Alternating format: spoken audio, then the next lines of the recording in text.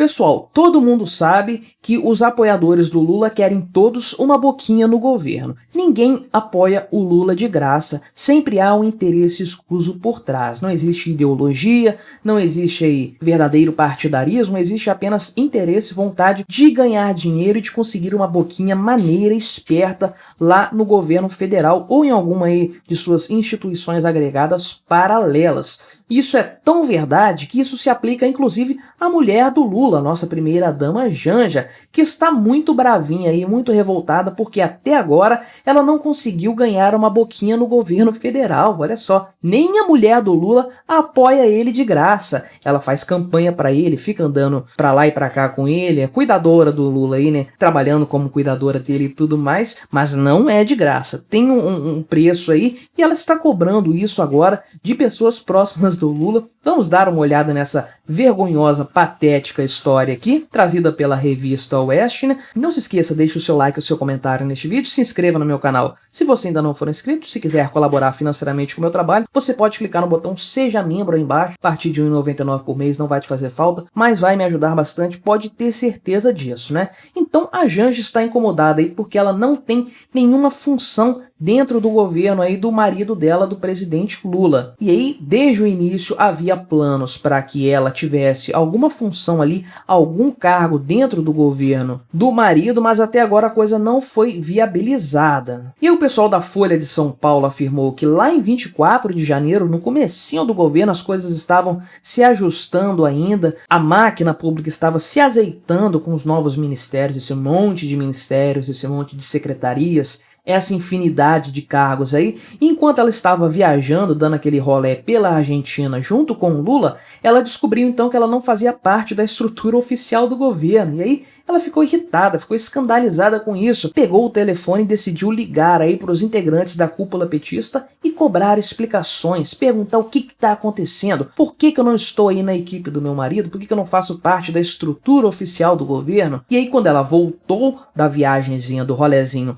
para a Argentina, então ela intensificou as cobranças e aí os auxiliares do Lula naturalmente informaram a Janja que havia problemas nessa história aí, ainda que ela ocupasse um cargo aí sem remuneração, isso poderia pegar mal para o governo, poderia haver aí uma acusação de nepotismo. Claro, ela, mulher do presidente da República, né, não é uma questão técnica naturalmente, é por indicação aí, por interesses, né? E aí ela queria uma secretaria especial, ao que parece aqui, com uma equipe própria e que seria subordinada à primeira-dama, a própria Janja, né? E isso poderia ser bastante problemático para o governo Lula, inclusive poderia exigir aqui a aprovação de um projeto no Congresso Nacional. Imagina o Lula tendo dificuldades para aprovar tudo, absolutamente tudo no Congresso Nacional, ter que mandar um projeto de lei pedindo para criar uma secretariazinha para a mulher dele ter onde trabalhar aí, trabalhar entre muitas aspas, né? Uma secretaria para ela ficar se gabando de fazer alguma coisa. Seria a coisa mais ridícula do mundo, provavelmente o Lula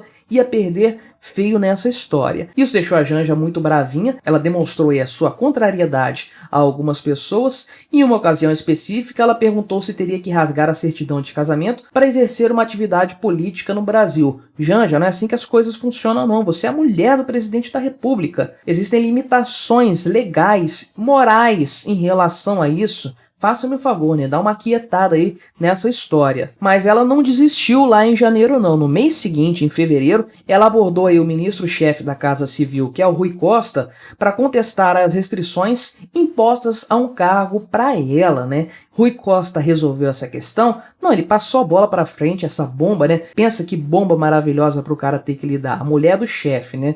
Uma situação assim complicadíssima. Ela tá lá. Claro, uma pessoa que tá lá só para atrapalhar, só para incomodar, só para fazer zoom, zoom, zoom, queimar a imagem do Lula, né, com aquela postura pedante dela, aquela coisa que não tem apelo popular, né, contrasta muito com o apelo popular do Lula e que causa divisões e contratempos, constrangimentos dentro da própria base aliada, né? Mas então o Rui Costa passou a bola para frente aqui pro Flávio Dino, que é o chegado lá do Lula, no ministro da Justiça e Segurança Pública, que supostamente, de acordo junto com o Rui Costa, seria um especialista no assunto, né? Especialista em nepotismo, especialista em indicar pessoas sem qualquer tipo de preparo, sem qualquer tipo de capacidade técnica para um cargo muito bem remunerado? Deve ser, né? E aí o Lula se manifestou então favorável à redação de um decreto permitindo que a Janja exercesse uma função no governo do Lula. E aí a bola passou para mais uma secretaria aqui, para um ministério, né, que é o Ministério de Gestão, Inovação e Serviços Públicos, né, comandado pela Esther Dweck aqui,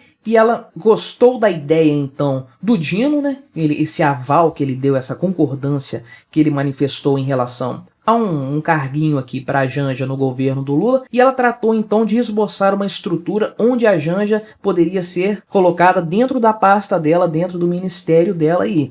Então a primeira-dama iria ocupar um gabinete de ações estratégicas em políticas públicas. Aí tenta descrever para mim aí nos comentários o que você acha que esse gabinete faz. Um bando de aspones, apenas isso, pessoas que não fazem absolutamente nada, mas que certamente serão muito bem remuneradas por essa nobre ação de não fazer nada, né? E aí o pessoal com mais bom senso no governo do Lula, mais preocupado com as repercussões dessa história, resolveu alertar o Lula, né? Na verdade, que o pessoal da Casa Civil e da AGU, que é a Advocacia Geral da União, eles falaram com o Lula que ainda que a Janja ocupasse um cargo aí sem salário, né, ela não fosse remunerada pelo seu trabalho, só o fato dela ter sido nomeada para uma estrutura dentro do Palácio do Planalto faria com que ela se transformasse numa funcionária pública. Então ela estaria passível aí de ser investigada por órgãos de controle como o próprio TCU, Tribunal de Contas da União, e a CGU, que é a Controladoria Geral da União, e a própria Justiça também. Ela poderia ser investigada, então, por esses órgãos de controle, mesmo que ela não fosse remunerada. E aí o grande temor do Lula e de seus aliados é que a oposição use essa história aí para atingi-lo. E isso aqui é óbvio, até para quem não tem o menor tino político, é evidente que a Janja está apenas atrapalhando o Lula nesses 4 meses de governo dele aí. Afinal de contas, ninguém esqueceu ainda aquela questão da compra dos móveis que todo mundo viu ela comprando lá, fazendo questão de ter uma cama caríssima, uma mesa fabulosamente cara. Ela queria uma mesa de 200 mil reais, cara, 200 mil reais a Janja queria comprar uma mesa, tiveram que frear ela, porque imagina o bafafá que seria se ela tivesse de fato conseguido realizar essa compra maneira de uma mesa caríssima lá para o Palácio do Planalto, para casa do Lula, né, o pai dos pobres, jantando ali, comendo numa mesa de 200 mil reais, né? Então ela gosta desse luxo, gosta da ostentação, viajou para a Europa lá em Portugal com o Lula, comprando uma gravata luxuosa, uma coisa caríssima, um pedaço de pano caríssimo para o marido. Isso pega muito mal para o Lula, né? Especialmente no momento em que ele precisa ficar articulando aí o seu arcabouço fiscal, criando novos impostos por meio da atuação do Fernando Haddad. Isso pega mal, ele quer tributar mais a população, o setor produtivo da sociedade,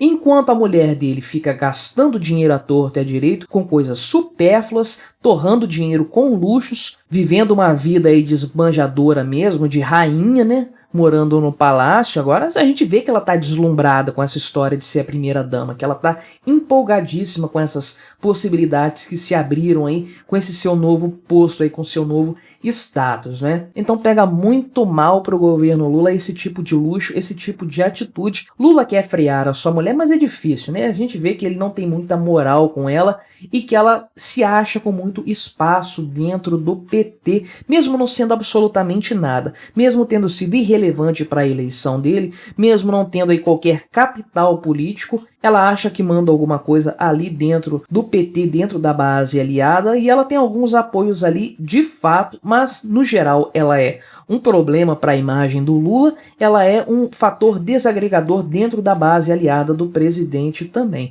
Então, para todos nós que não gostamos do Lula, no final das contas, a Janja é um excelente ativo, ela é uma ótima notícia para todos nós. Então fica aqui o nosso pedido. Janja, continue brigando aí para você ter o seu carguinho, espera que seja um gabinete com muita gente, 50 funcionários subordinados a você, ninguém fazendo absolutamente nada. Por favor, criem um cargo para Janja, um gabinete, um ministério para Janja, porque não encha de gente, ela coloque um monte de dinheiro nas mãos dessa mulher aí, dessa socióloga, que deve saber administrar recursos muito bem, uma socióloga muito gabaritada para isso aí. Deem dinheiro para essa mulher mesmo, solta ela numa loja luxuosa de móveis, deixa comprar tudo, mobiliar o Palácio da Alvorada como ela bem entender, porque isso aí vai ser mais um prego no caixãozinho do Lula que já está se fechando conforme o tempo vai passando, a batata dele está assando e a senhora Janja não está colaborando em nada com o seu marido, muito pelo contrário, ela parece mais uma agente de direita